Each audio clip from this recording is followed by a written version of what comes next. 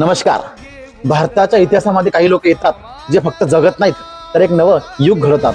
14 April 1891 मध्ये मध्य प्रदेशमधील महू या छोट्याशा गावातील एका गरीब कुटुंबात जन्म झाला डॉक्टर भीमराव आंबेडकर यांचा. लहानपणापासूनच अन्याय, भेदभाव, अपमान, पण या सगळ्यांवर त्यांचं फक्त एकच उत्तर होतं, शिक्षण. ज्या मुलाला शाळेमध्ये पाणी पिण्याची परवानगी नव्हती त्या मुलाने जगातील सर्वोच्च विद्यापीठांमध्ये शिक्षण. कोलंबिया विद्यापीठामधून MA, London School of Economics मधून BSc आणि बार 8 लॉ हे एका भारतीयाने तेही त्या काळात मिळवलं म्हणजे खरंच इतिहासच.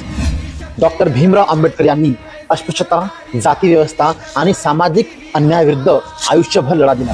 महार सत्याग्रह, चौदार तळे आंदोलन, दलित बौद्ध चळवळ हे फक्त संघर्ष नव्हे तर हे स्वाभिमानाचे क्रांतीस्थळ होते. देश स्वतंत्र झाला तेव्हा भारताला हवं होतं एक मजबूत, आधुनिक आणि सर्वविषयक संविधान, आणि ही जबाबदारी यशस्वीरित्या पार पाडली संविधानाचे शिल्पकार डॉक्टर बाबासाहेब आंबेडकर यांनी. 14 ऑक्टोबर 1956 रोजी त्यांनी लाखो अनुयायांसह बौद्ध धम्म स्वीकारला आणि समानता, करुणा आणि ज्ञानाचा मार्ग दाखवला. 6 डिसेंबर 1956 रोजी ते महासमाधिष्ठ झाले. त्यांचे विचार, त्यांचे शिक्षण, त्यांची क्रांती आजही कोट्यावधी लोकांना उभं राहण्याची ताकद देते. जर तुम्हाला वाटत असेल की बाबासाहेब आंबेडकर यांनी भारत देश बदलला तर हा व्हिडिओ नक्की शेअर करा आणि तुमचा आदर एका शब्दात कमेंट करा. जय भीम.